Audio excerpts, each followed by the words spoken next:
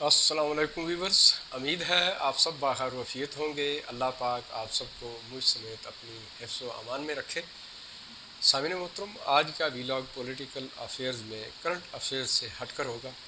آج ایک بڑا یونیک قسم کا موضوع میں نے چنا ہے اور میں چاہ رہا ہوں کہ ایک ایسے شخص کا انتخاب کیا جائے جو اس وقت پورے پاکستان بھر میں بلکہ پوری دنیا میں اس وقت بہت پاپولر ہو چکا ہے۔ تو سامعین محترم، یقیناً حق بنتا ہے کہ ایسے شخص کی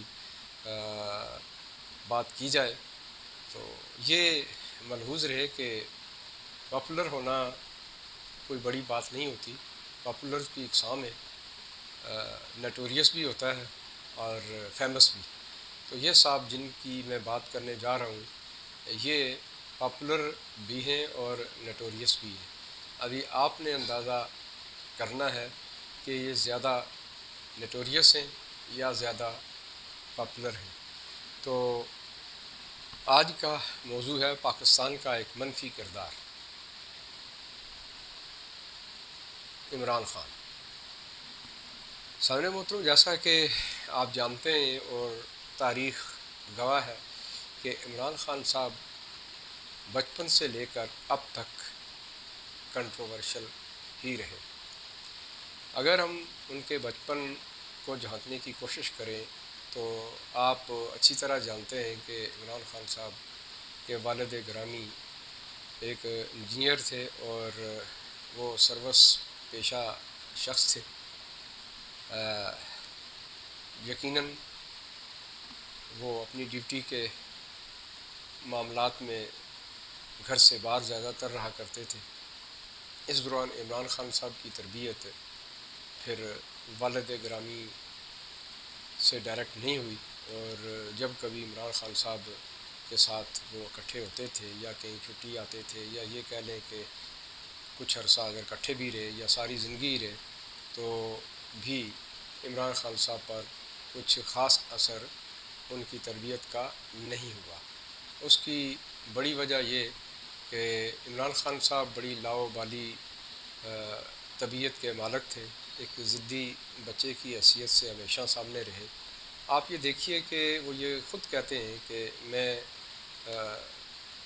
اتنا زیادہ اسلام کے بارے نہیں جانتا تھا، مجھے میرے والدین والد محترم مجھے جمعہ کی نماز کے لیے زبردستی ساتھ لے جایا کرتے تھے۔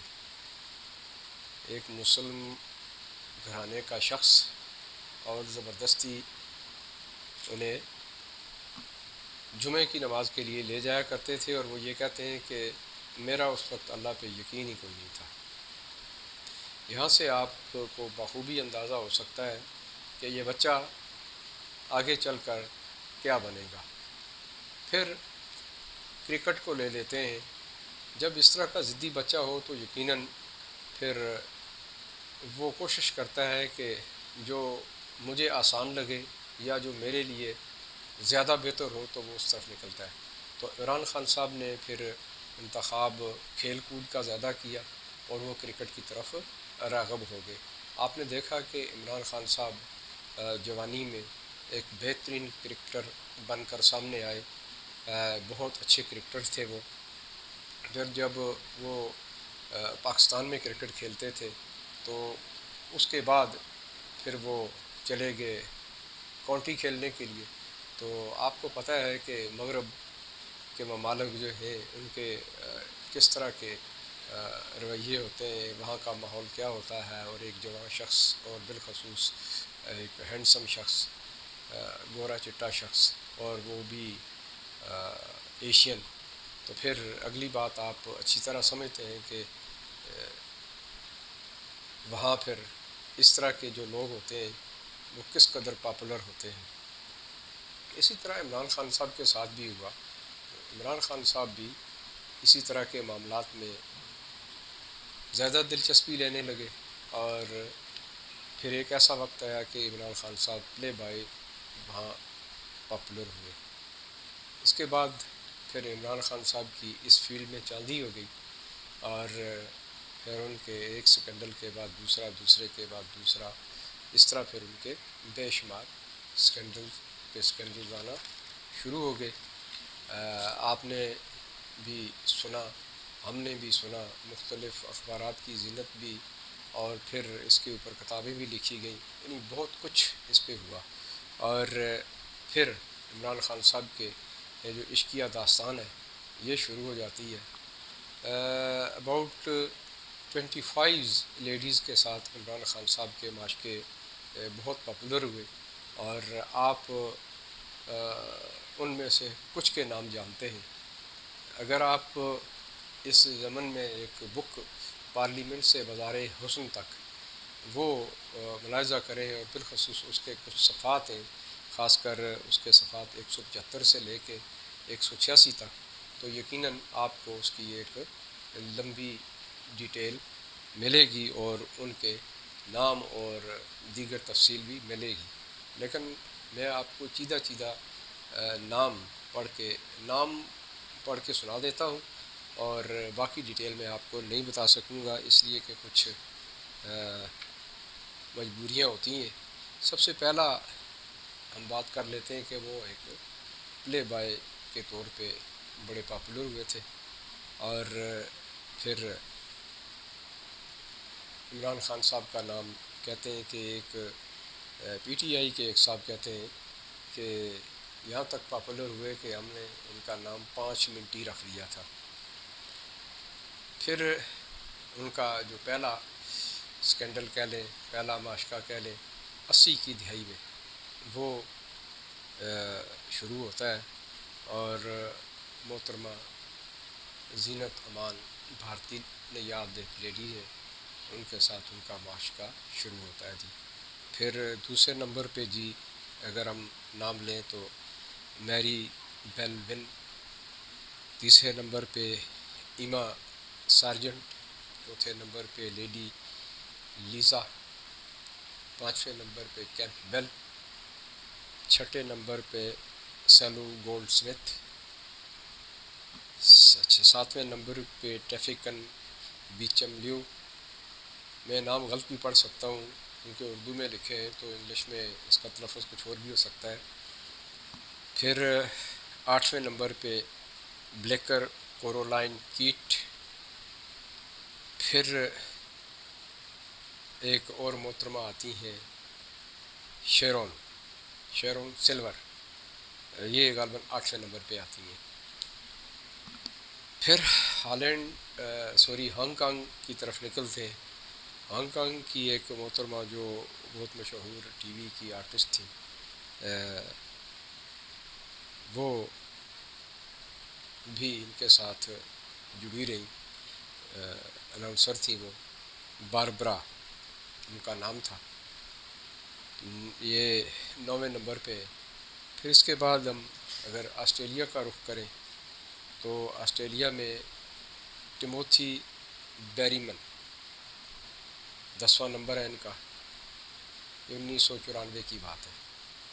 پھر 11ویں نمبر پہ ایک اور دوشیزہ ہیں کرسٹائن بیکر. ان کی کافی لمبی سٹوری ہے عمران خان صاحب کے ساتھ، بہت کچھ ہے، یہاں تک کہ وہ پاکستان بھی انہوں نے دورے کیے، جو ڈھکی چھپی بات نہیں ہے. 12ویں نمبر پہ کم مگر نام لیا جاتا ہے ایشوریا رائے کا بھی، اور انہوں نے عمران خان صاحب کے کینسر ہاسپٹل میں فنڈنگ کی مدد بھی کی ہے، یعنی چندہ اکٹھا کرنے میں انہوں نے سپورٹ کیا ہے ان کو. پھر 13ویں نمبر پہ اور 14ویں نمبر پہ بھارتی اداکارہ ہیں، دو اور بھی ہیں، پوجا بھٹ صاحبہ ہیں اور اس کے بعد سری دیوی ہیں. ان کا بھی خال نام لیا جاتا ہے، اس قدر گہرائی میں کچھ ایسا نہیں ہے. پھر اسی طرح ہم 15ویں نمبر پہ چلے جائیں تو 15ویں نمبر پہ پاکستان کی ایک اداکارہ ہیں، بلکہ دو اداکارہ ہیں. 15 اور 16ویں نمبر پہ میں نام نہیں لوں گا. 17ویں نمبر پہ بھی ایک کوئی صاحبہ ہے، میں ان کا نام بھی نہیں لوں گا کیونکہ پاکستان سے ان کا تعلق ہے. اور 18ویں نمبر پہ پھر ریکھا آتی ہیں، اور 19ویں نمبر پہ پھر ارجنٹائن کی ایک دوشیزہ ہیں لوسی، ان کے بارے میں بھی بہت کچھ ہے. 20ویں نمبر پر لنڈن کی ایک گوری ہیں جین یہ کافی پاپولر ہوئی عمران خان صاحب کے ساتھ، اور ان کے جو والد گرامی تھے وہ بین الاقوامی تاجر تھے، بڑے تگڑے شخص تھے۔ 21ویں نمبر پہ اگر ہم بات کریں تو یہ جو میں نے 20واں نمبر لیا، نام لیا جن کا، جو محترمہ ہے جینز، ان کی بھی کافی لمبی چوڑی داستانیں ہیں، یہ ریسرچ کیا کرتی تھی اور کافی یہ پاپولر بھی ہوئی۔ اور پھر 21ویں نمبر پہ سوزانہ کانسٹائن، یہ محترمہ تھی۔ 22ویں نمبر پہ اشالو ہائٹ، یہ صاحبہ تھی۔ 23ویں نمبر پہ پھر برطانوی اخبار ڈیلی میل کی ایک اداکارہ تھی، ڈیلی میل نے یہ شائع کیا تھا، ایک اداکارہ تھی جیتا فاسق، ان سے متعلق بھی کچھ معاملات چلے 90 کی دہائی میں، اور یہاں تک کہ انہوں نے بھی شادی کا فیصلہ کیا ہے، بعد ازاں ایسا نہ ہو سکا۔ پھر 24ویں نمبر پہ مشہور زمانہ کردار جو اب تک عمران خان صاحب کے ساتھ اٹیچ ہے، اور وہ ہے سیتا وائٹ۔ سیتا وائٹ سے متعلق آپ بہت اچھی طرح جانتے ہیں کہ یہاں تک بتایا جاتا ہے کہ عمران خان صاحب اور سیتا وائٹ کے بڑے کلوز تعلقات تھے، اور یہاں تک بھی کہ عمران خان کی ایک ناجائز اولاد ٹیرین انہی میں سے ہے۔ اور یہ بھی بتایا جا رہا ہے کہ بلکہ آپ نے دیکھا بھی ہوگا کہ کیلیفورنیا کی ایک عدالت نے عمران خان صاحب کو یہ آرڈر دے دیا کہ جی ٹیرین آپ کی بیٹی ہے، اور وہ مقدمہ عمران خان صاحب ہارے ہیں اور وہ محترمہ مقدمہ جیتی ہیں، اگرچہ یہ بھی ایک تلخ حقیقت ہے۔ اور اس وقت وہ ٹیرین جو ہے غالباً جمائمہ کے ساتھ، ان کے بیٹوں کے ساتھ، عمران خان صاحب کے بیٹوں کے ساتھ لندن میں رہ رہی ہے۔ اس کی ڈیٹیل تو آپ سب کو بہت اچھی طرح پتہ ہوگا۔ سیتا وائٹ سے متعلق وہ بھی بہت کچھ، وہ پاکستان بھی تشریف لائیں، 4 ماہ وہ زمان پارک میں بھی رہیں، مری بھی گئیں، مختلف جگہوں پہ گئیں، اور ان کے جو سہولت کار تھے وہ یوسف صلاح الدین تھے، یہ بھی آپ کو پتہ ہونا چاہیے۔ اور پھر ایک لمبی داستان ہے ان کی، آگے اگر ہم چلیں تو آخری نمبر اگر ہم لیں تو پھر محترمہ جمائمہ کا آتا ہے 25واں۔ یہاں بات ختم نہیں ہوتی ہے، لیکن جمائمہ کے ساتھ ان کی شادی ہو جاتی ہے، اور ان کے بطن سے 2 بیٹے ہوتے ہیں۔ جمائمہ پاکستان تشریف لاتی ہیں، یہاں وہ رہتی ہیں، بنی گالہ غالباً رہتی ہیں۔ پھر ہوتا یہ ہے، بلکہ بنی گالہ کا گھر ہی انہوں نے خرید کے دیا بقول عمران خان۔ تو بہرحال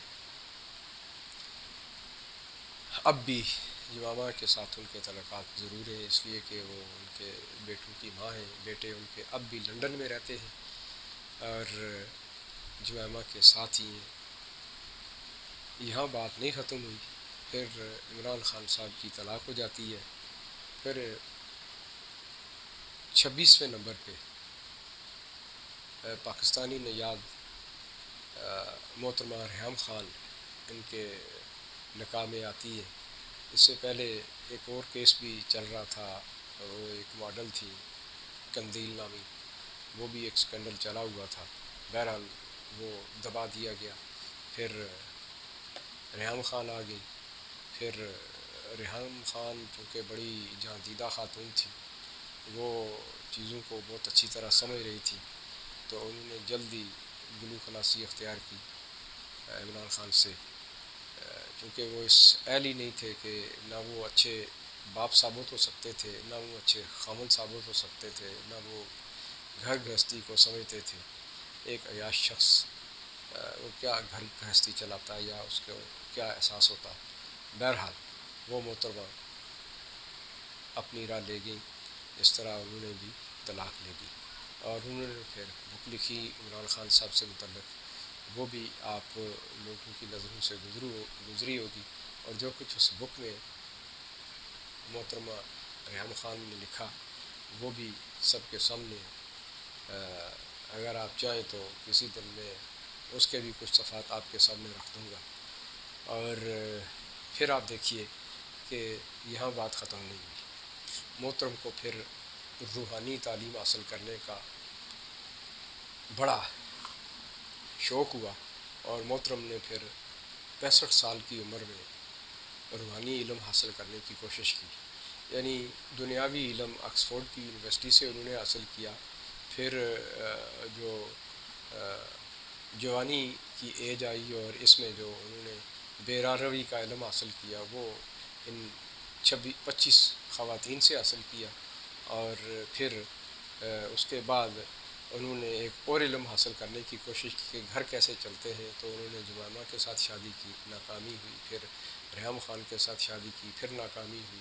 اور پھر انہوں نے یہ سمجھا کہ اب عاقبت سیدھی کی جائے، تو پھر عمران خان صاحب نے روحانی علم جاننے کی کوشش کی. اور پھر انہوں نے انتخاب ایک ایسی محترمہ کا کیا جو اب بھی ان کی اہلیہ ہے، پینکی پیرنی کے نام سے مشہور ہے وہ. اور نام آپ اچھی طرح جانتے ہیں، میں نام ان کا نہیں لوں گا. تو محترمہ، یا لے لیتا ہوں نام، بشریٰ بی بی نام ہے ان کا. تو وہ ایک شادی شدہ خاتون تھی. ان کے 5 بیٹے تھے. خاور ملکہ ان کے خاون تھے. عمران خان صاحب کی پارٹی سے ان کا تعلق تھا. عمران خان صاحب ان کے گھر میں روحانیت کا علم حاصل کرتے تھے، اور پھر مختلف جگہوں پہ کبھی بنی گالا اور کبھی وہاں یہ علم حاصل کیا جاتا رہا. اور پھر اس پورے سین کا جو ڈراپ سین ہوا، وہ عمران خان صاحب نے کچھ اس طرح کیا کہ خاور مانیکا صاحب کو اپنی منقوہ سے ہاتھ دھونا پڑے، اور محترمہ جو تھی وہ انہوں نے عمران خان صاحب کے ساتھ شادی کرنے کا پروگرام بنا لیا. اور یوں پھر خاور مانیکا صاحب سے انہوں نے طلاق لی. اس وقت ان کی عمر آپ خود حساب لگائیے کہ وہ نانی تھی. 5 بیٹے تھے ان کے، بیٹے بیٹیاں، اور سب سے بڑھ کر یہ کہ وہ نانی تھی. تو آپ یہاں سے اندازہ کر سکتے ہیں کہ محترمہ کی اور عمران خان صاحب کی کیا عمر ہوگی، کیا وہ شادی کی عمر تھی یا کیا تھا. بہرحال اس وقت سے اب تک یہ معاملہ چل رہا ہے. تو یہ تو تھی کچھ ازدواجی حیثیت کہہ لیں، یا جوانی تک کی، یا ایک لائن، ایک سائیڈ. تو اب اگر ہم پولیٹیکل وے میں جائیں تو وہ بڑی بھیانک اور بڑی عجیب قسم کی ایک داستان ہے عمران خان صاحب کی. آپ یہ دیکھیے کہ جب وہ کرکٹ کھیلا کرتے تھے اور ان کی اس بیرا روی کو مغرب نے بھانپ لیا تھا. انہیں یہ اچھی طرح اندازہ ہو چکا تھا کہ یہ شخص ہمارے کام کا ہے، یہ دین سے ہٹا ہوا شخص ہے، اور چونکہ پاکستان میں اس کی جڑیں ہیں، اور یہ وہاں رہ کر جو کام ہم نہیں کر سکے اس سے ہم کروائیں گے. اور اس کی واضح مثال کہہ لیں، یا ایک پیشن گوئی جو اس وقت کے ایک اسکالر تھے، مذہبی اسکالر ڈاکٹر اسرار احمد، انہوں نے اپنے ایک بیان میں کی جو ہو بہو سچ ثابت ہوئی، جس میں وہ یہ کہتے ہیں کہ عمران خان جو اس وقت یہودی جو لابی ہے اس کے ہتھے چڑھے ہوئے ہیں، اور وہ اس طرح کہ وہ ایجنڈا بنا رہے ہیں اور یہاں تک وہ جائیں گے. اور وہ ہو بہو اسی طرح آج عمران خان صاحب کی شکل میں ہمارے سامنے موجود ہے. پھر اسی دوران ایک اور صاحب تھے ہمارے حکیم سعید صاحب، انہوں نے اپنی ایک کتاب جاپان کی گڑیا میں یہ ساری سٹوری لکھی ہے کہ عمران خان صاحب سے کیا کام لیا جائے گا یا ان کو کون سپورٹ کر رہا ہے. تو آپ دیکھیں کہ ان دونوں صاحب جو غیر سیاسی لوگ تھے، آج 40 سال کے بعد یا 30-40 سال کے بعد پھر اب اگر ہم ان کے بیان کو سامنے رکھیں تو بالکل 100% وہ ٹرو ثابت ہو رہے. پھر وہ تو چلیں 2 پیشن گوئیاں تھیں. پھر اس کے بعد آپ دیکھیں کہ جب عمران خان صاحب عملی زندگی کا آغاز کرتے ہیں 1996 میں، انہوں نے پی ٹی آئی بنائی. اور پی ٹی آئی کا آغاز انہوں نے کس طرح کیا؟ ملک کا نام ہے اسلامی جمہوریہ پاکستان. یعنی آپ نام لیتے ہی سمجھ جاتے ہیں کہ جمہوریہ، یعنی اس کے اندر جمہوریت ہی وہ طرز حکومت ہے جو ہونی چاہیے. تو یہ اس کا نام تھا. لیکن عمران خان صاحب کی آپ دیکھیں کوشش کہ انہوں نے پی ٹی آئی کا جب آغاز کیا، ایک جمہوری پارٹی کا آغاز کیا، تو اس کی تیاری میں، اس کے آغاز میں سپورٹ وہ لیتے ہیں ایک ڈکٹیٹر سے، جنرل پاشا سے. جنرل پاشا نے اس پارٹی کو بہت سپورٹ کیا اور انہی کی مدد سے یہ پارٹی مارز وجود میں آئی. پھر وہ مسلسل اس کی سپورٹ کرتے رہے اور عمران خان صاحب کو ایک نہ ایک اسٹیبلشمنٹ سے شخص وہ دیتے رہے کہ وہ عمران خان صاحب کی سپورٹ ہر جگہ پہ کرتے رہے. پھر آپ دیکھیں کہ جنرل پرویز مشرف صاحب کا دور آتا ہے اور ادھر آپ یہ دیکھیں کہ عمران خان صاحب کو ایک اور کام یاد آ جاتا ہے. وہ کوئی نیکی کا کام کرنا چاہتے ہیں. وہ شوکت خانم میموریل ہاسپٹل کی بھی بات کرتے ہیں. جب وہ بناتے ہیں تو وہ نواز شریف صاحب کے پاس جاتے ہیں جو اس وقت 50 کروڑ روپے ان کو دیتے ہیں کہ یہ آپ لیں اور کام شروع کریں. پھر وہ زمین بھی پنجاب سے لے کے دیتے ہیں.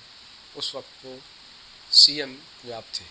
تو آپ یہ دیکھیے کہ احسان فراموشی کا یہ عالم ہے کہ اس وقت عمران خان کا سب سے بڑا دشمن نواز شریف ہے. اچھا پھر آپ دیکھیں کہ پرویز مشرف صاحب کا جب دور آتا ہے تو پرویز مشرف صاحب کی نہیں بنتی نواز شریف صاحب سے. یہاں ایک معاملہ الجھ جاتا ہے، کافی سارے مسائل پیدا ہو جاتے ہیں. اور پھر آپ یہ بھی دیکھ رہے ہیں کہ نواز شریف صاحب جب انہوں نے انڈیا کی ڈیٹرس کو ختم کرنے کے لیے جب انہوں نے 5 دھماکے کیے تھے ایٹمی، تو انہوں نے پھر 6 دھماکے کیے اور اس وقت سے وہ زیادہ پاپولر ہو گئے. اور پھر پہلے وہ ڈکٹیٹر شپ کے ہی انڈر تھے اور تمام رولنگ کہہ لیں یا وہ کہہ لیں ہدایات ڈائریکٹو کہہ لیں وہ انہی سے لیتے تھے. لیکن ہوا یہ کہ جب انہوں نے یہ دھماکے کر دیے تو اس وقت سے وہ ایک عالمی لیڈر کے طور پہ سامنے آ گئے. اور لازمی بات ہے جو شخص پاور میں آ جاتا ہے، خاص کر اس قدر پاپولر ہو جائے کہ دنیا اس کو لیڈر ماننا شروع کر دے، تو وہ پھر اپنی مرضی کرتا ہے. تو نواز شریف صاحب نے بھی کچھ اس طرح ہی کیا. نتیجہ یہ ہوا کہ پرویز مشرف صاحب کے ساتھ ان کی نہیں بنی اور پھر آپ نے دیکھا کہ 12 اکتوبر کا ایک کو ہوا. نواز شریف صاحب کو حکومت سے ہاتھ دھونا پڑے، پھر انہیں ملک بدر بھی کر دیا گیا. جو کچھ ان کے خلاف محلے کیس بنائے گئے، ہائی جیکنگ کے کیس بنائے گئے، جو کچھ بھی ہوا. اور عمران خان صاحب اس دوران پرویز مشرف کے ساتھ تھے.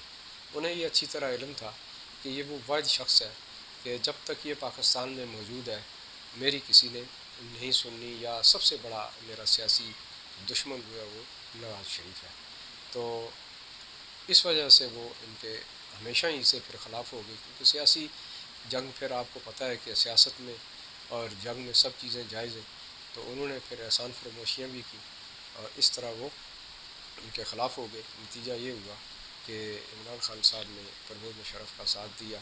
پھر آپ دیکھیں کہ اس کے بعد جب ان کی حکومت ختم ہوتی ہے، پھر پیپلز پارٹی کا جب دور آتا ہے، اس کے بعد پھر نواز شریف صاحب کو جب حکومت ملتی ہے 2014 میں، تو پھر انہیں یہ یقین ہو جاتا ہے کہ اب تو نواز شریف پھر دوبارہ آ گئے، اب تو بہت مشکل ہے.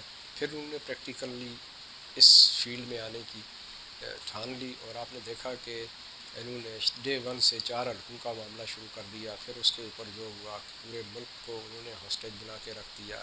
پورے ملک میں انہوں نے دھرنے دیے، 126 دن کا دھرنا بھی اسی میں شامل ہے. پھر آپ نے یہ دیکھا کہ پورے ملک یعنی کراچی سے لے کے تو اسلام آباد تک انہوں نے مارچ بھی کیا. پھر جو دھرنے میں جو کچھ ہوتا رہا، انہوں نے اپنے ساتھ ایک بیٹھ کے ایک پلیٹ فارم سے بھی یہ خطاب فرمائے، بلکہ انہیں اپنے ساتھ ملا لیا. اور اس طریقے سے عمران خان صاحب بھرپور طریقے سے ایک اچھی بھلی چلتی حکومت کے خلاف اٹھ کھڑے ہوئے. بہرحال نواز شریف صاحب نے انتہائی متانت سے کام لیا اور وہ اپنے جو دور تھا انہوں نے پورا کیا. تو جب آپ دیکھیں کہ یہاں تک پھر جب الیکشن ہوتے ہیں، الیکشن کا جب معاملہ آتا ہے تو وہاں پہ کیا ہوا؟ ٹھیک ہے وہ ایک اور سازش یہاں پہ بیچ میں انہی کی مدد سے تیار کی گئی. جاوید ہاشمی صاحب اس چیز کے گواہ ہیں، انہوں نے خود یہ اشکار کیا سب دنیا کے سامنے کہ عمران خان نے یہ سازش تیار کروائی تھی کہ ہم انہیں عدالت کے ذریعے ڈیٹین کرواتے ہیں. تو یہی ہوا کہ انہیں پھر پاناما کا ایک کیس اٹھا اور اس نے انہیں چارج شیٹ کیا گیا. پھر آپ نے دیکھا کہ پاناما اقامہ کی صورت میں سامنے آیا اور اپنے بیٹے کی فیکٹری سے ریسیویبل اماؤنٹ کو گوشواروں میں شامل نہ کرنے کی پاداش میں انہیں معزول کر دیا گیا. تو پھر عمران خان صاحب کے لیے فیلڈ خالی تھی. پھر انتخابات ہوتے ہیں، آپ کے سامنے آر ٹی ایس بند ہو جاتا ہے، بہت کچھ ہوتا ہے. عمران خان صاحب برسر اقتدار آتے ہیں، انہیں کھل کے کھیلنے کا موقع مل جاتا ہے. وہ یہودی لابی جو تھی وہ عمران خان صاحب کو جو سپورٹ کر رہی تھی وہ کھل کر اپنے اقدامات کرتی ہے. آپ دیکھیں کہ ایک طرف معیشت کا بیڑا غرق عمران خان صاحب نے کیا، جو وہ دعوے لے کر آئے تھے، جو وہ وعدے لے کر آئے تھے، وہ سارے دھرے کے دھرے رہ گئے. اور پھر وہ جو 200 لوگوں کی ان کی ٹیم تھی معاشی استحکام کے لیے یا ماہر معاشیات جو تھے وہ بھی ٹھس ہو گئے. اور ودن 6 منتھ جو ہے نا ان کا وزیر خزانہ جو تھے اسد عمر صاحب وہ بھی ٹھس ہوئے. پھر انہیں ادارے جو وزیر خزانہ رکھنے پڑے پیپلز پارٹی کے، حفیظ شیخ صاحب آ گئے، پھر شوکت ترین صاحب آ گئے. یعنی بیڑا غرق انہوں نے جب کر دیا ملک کا. اور پھر آپ نے یہ دیکھا کہ ملک مائنس میں اس کی جی ڈی پی چلی گئی، بہت حالات خراب ہوئے. اور پھر انہوں نے آخر مجبور ہو کر آئی ایم ایف سے بڑے کڑے قسم کے معاہدات کیے. اور جب یہ معاملہ ہوا اور ادھر اسی پاداش میں یعنی نااہلی کی پاداش میں، یا یہ کہہ لیں کہ وہ جب انسلامی حکومت صحیح طریقے سے نہیں چلا سکے تو ان کے اپنے لوگ ان کے خلاف ہو گئے. اور اس طرح پی ڈی ایم نے انہیں ایکسیپٹ کیا، انہیں ویلکم کیا. اور پھر اس طرح ان کے خلاف یہ تحریک عدم اعتماد آئی. جو ہسٹری میں پاکستان کی ہسٹری میں پہلی بار ایسا ہوا کہ ایک وزیر اعظم کو ناپسندیدہ قرار دے کر اسمبلی سے بدر کر دیا گیا، یعنی انہیں اسمبلی بدر کر دیا گیا. تو آپ یہ دیکھیے کہ ایک ایسا شخص جب یہ ہو جاتا ہے تو عمران خان صاحب پھر ایک بار پھر اپنے یوتھیوں کے پاس گئے اور وہاں جلسے کیے. انہوں نے ایک سازش والا خط اس طرح لہرا کے ایسے دکھایا یہ خط ہے اور یہ امریکن سازش ہے. وہ اس کے مندرجات انہوں نے کسی کو دکھائے نہیں ہیں. پھر آپ یہ دیکھیں کہ اس کے اوپر باقاعدہ سیکیورٹی ایجنسیز کا پھر انہوں نے جب یہ شور ہوا اور ڈیمانڈ ہوئی اپوزیشن کی طرف سے تو وہ خط جو ہے وہ انٹیلیجنس اداروں کے پاس گیا، سیکیورٹیز ایجنسیز کے پاس گیا، نیشنل سیکیورٹی کمیٹی کے سلامتی کمیٹی، سیکیورٹی کمیٹی اس کے پاس گیا، این ایس سی کے پاس گیا. 2 بار، ایک دفعہ عمران خان صاحب کے دور میں اجلاس ہوتا ہے، ایک دفعہ شہباز شریف صاحب کے دور میں بعد میں ہوا. تو دونوں میں یہ واضح کر دیا کہ کسی طرح کی کوئی سازش نہیں ہوئی ہے. پھر دوسری بات یہ کہ وہ جو سفیر تھے وہاں پر امریکہ میں، ان سے پوچھا گیا، انہوں نے بھی یہی الفاظ دہرائے. پھر امریکن نے ذات خود یہ کہا کہ کسی طرح کی کوئی سازش نہیں ہوئی ہے، جبکہ عمران خان صاحب کا کہنا تھا کہ پاکستان کے کچھ سیاستدان، میڈیا کے لوگ اور امریکہ نے مل کر یہ سازش کی وغیرہ وغیرہ. پھر ادھر یہ کہتے ہیں کہ ساتھ میں انہوں نے اسٹیبلشمنٹ کے اوپر بھی الزامات لگائے، پاک فوج کے اوپر بھی الزامات لگائے. پھر یہ کہنے لگے کہ جی وہ نیوٹرل ہو گئے ہیں، اب یعنی وہ ہماری مدد نہیں کر رہے، وہ نیوٹرل ہو گئے ہیں. پھر آپ نے دیکھا کہ کچھ عرصے کے بعد اب پھر انہوں نے جب یہ دیکھا کہ اب تو حالات ایسے نہیں ہیں، یہ حکومت تو چل رہی ہے.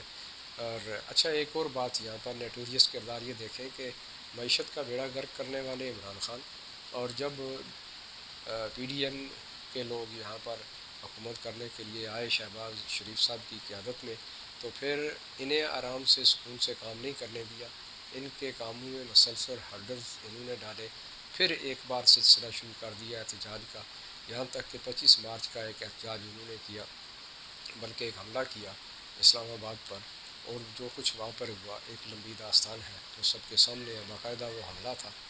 اور پھر وہ وہاں ان کی ناکامی ہوئی. اس کے بعد انہوں نے پھر اپنی توپوں کا رخ جو ہے وہ اسٹیبلشمنٹ کی طرف کر دیا کہ وہ میرا ساتھ نہیں دے رہے. پھر یہاں تک بھی اب خبریں آ رہی ہیں کہ خبریں کیا یہ بھی بات کنفرم ہوئی کہ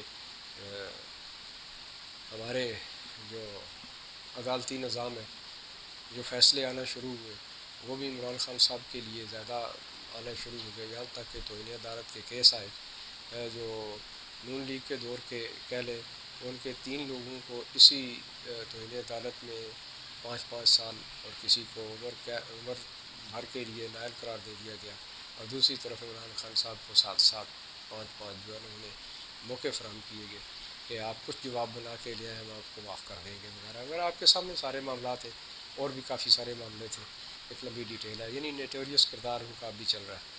اور پھر اب دیکھیے اب بھی عمران خان صاحب یہی کچھ کرتے آ رہے ہیں۔ تو سامعین محترم کہنے کا یہ اور آج کے ویلاگ کا مقصد صرف یہ ہے کہ عمران خان صاحب کی یہ جو حالات میں نے آپ کے سامنے رکھے ہیں، اس کو آپ تھوڑا غور کیجئے گا کہ یہ سب کچھ باقاعدہ ریکارڈ کے ساتھ موجود ہے، اور یہ جتنی بھی باتیں میں نے کی ہیں باقاعدہ ان کے حوالے موجود ہیں، آپ کے سامنے آئے دن یہ آتے رہتے ہیں، اور آپ اس سے کبھی بھی انکار نہیں کر سکیں گے۔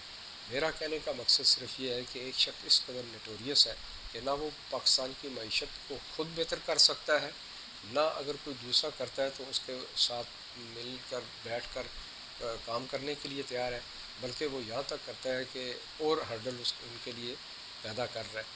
تو آپ کو یہ ذہن میں ہونا چاہیے کہ اب یہ ایک ایسا دور گزر رہا ہے کہ اس ایٹمی دور میں کوئی بھی دوسرا ملک جتنا ہی کوئی کسی کے خلاف نہ ہو وہ فزیکلی اٹیک نہیں کر سکتا۔ کیوں؟ اس لیے کہ تمام ایٹمی طاقتیں ہیں یہاں پر، اور انہیں اچھی طرح علم ہے کہ کسی نے ذرا بھر غلطی کی تو پھر سرحد کے اس پار یا سرحد کے اس پار دونوں طرف کی لوگ مریں گے، تو ایک تباہی بربادی ہوگی۔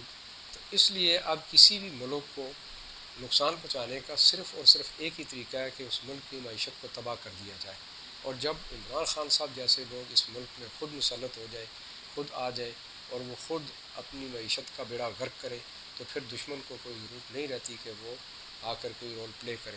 تو یہ عمران خان صاحب کا کردار ہے، اور یہ عمران خان کا منفی رول اس پاکستان کے لیے جوانی سے لے کے اس بڑھاپے کی عمر تک آپ کے سامنے میں نے رکھا ہے۔ آپ خود بھی جائزہ لیجئے گا، اور یہ اس لیے نہیں کہ کوئی عمران خان صاحب سے ہماری کوئی عداوت ہے، ایسی بات نہیں ہے، وہ ہمارے ملک کے شہری ہیں، پرائم منسٹر اس ملک کے رہے ہیں، ان کا احترام ہے، لیکن کہنے کا مقصد یہ اور بتانے کا مقصد صرف یہ ہے کہ جو اس وقت بھی ان کے فالوورز ہیں ان کو کم از کم یہ سوچنا چاہیے کہ ہم کس شخص کی پیروی کر رہے ہیں، ہم کس شخص کی پیروی کر رہے ہیں۔ اگر دینی پوائنٹ آف ویو سے جاتے ہیں تو آپ کے سامنے اسکینڈلز موجود ہیں، پھر ایسا شخص مسیحا ہو سکتا ہے، وہ دین کا نام لے سکتا ہے، وہ ریاست مدینہ بنا سکتا ہے۔ ذرا غور کیجئے، یہ لمحہ فکریہ ہے آپ لوگوں کے لیے۔ پھر آپ اگر دین کی بات کرتے ہیں اور آپ سمجھتے ہیں کہ آپ مسلمان اچھے مسلمان ہیں، تو آپ اطاعت امیر کا چیپٹر بھی پڑھ لیں کہ امیر کس شخص کو آپ نے بنانا ہے اور امیر کی صفات کیا ہونی چاہیے، یہ بھی آپ کو ملحوظ ہونا چاہیے۔ ہماری نئی نسل اس وقت یہ چیزیں نہیں دیکھ رہی ہے، وہ دنیاوی معاملات دیکھ رہی ہے، لیکن یہ نہیں دیکھا جا رہا کہ ایک ایسے شخص کے پیچھے لگ کر جو نہ دین پر پورا اترا، نہ گھر گرہستی چلانے میں پورا اترا، وہاں بھی اس نے حق تلفی کی۔ آج بھی عمران خان کے بیٹے اس وقت ایک طلاق یافتہ بیوی ہے ان کے پاس موجود ہے۔ کیا کسی اسلامی معاشرے میں آج تک ایسا ہوا ہے یا کوئی غیرت مند شخص اپنے بیٹوں کو ایک طلاق یافتہ عورت کے پاس رکھتا ہے؟ آپ خود سوچئے یہ کیا ہے سب۔ اس کے باوجود بھی ہم آنکھیں بند کر کے عمران خان صاحب جو کہتا ہے ہم اس کے پیچھے لگے ہوئے ہیں۔ یہ یاد رہے کہ عمران خان صاحب اس ملک کے وفادار نہیں ہیں، یا اگر وہ اس ملک کے وفادار ہیں تو ان کا جو طریقہ ہے وہ وفاداری کی طرف نہیں جانے دے رہا، یہ ملک کو نقصان پہنچا رہا ہے۔ ان کی جو لائن ہے وہ پازیٹیو نہیں ہے، وہ بجائے پاکستان کو مضبوط کرنے کے وہ مغرب اور دیگر ہمارے جو دشمن ہیں ان کو مضبوط کر رہی ہے۔ آپ خود دیکھیے کہ انڈین بیان آپ کے سامنے ہیں، بار بار یہ کہا جا رہا ہے کہ جو ہم نہ کر سکے وہ عمران خان کر رہا ہے۔ تو سامعین محترم یہ سب کچھ کیا ہے؟ آپ سب کے لیے لمحہ فکریہ ہے کہ ایک شخص سیاست میں بھی ناکام. پاکستان کی تاریخ میں آج تک ایسا نہیں ہوا کہ کسی وزیر اعظم کے خلاف تحریک عدم اعتماد آئی اور وہ سروائیو کر گیا ہو. سب نے سروائیو کیا ہے. یہ واحد آدمی ہے جس نے سروائیو نہیں کیا. تو سامنے محترم یہاں تک سچویشن آپ کے سامنے ہے، یہاں تک کردار عمران خان کا سیاسی بھی آپ کے سامنے ہے. نہ وہ ترقی کی منازل ملک طے کر رہا ہوتا ہے تو نہ ان کے ساتھ کھڑے ہوتے ہیں، نہ خود کچھ کام کر سکتے ہیں. یعنی کوئی بھی فیلڈ آف لائف آپ لے لیں، کہیں بھی وہ مکمل طور پر آپ کو پورے اترتے نظر نہیں آتے. تو پھر کیا وجہ ہے؟ کیا آپ ذہنی مریض ہیں؟ کیا آپ شعور نہیں رکھتے؟ تھوڑی دیر کے لیے سوچئے کہ آپ اپنے آپ کو کہاں لے جا رہے ہیں.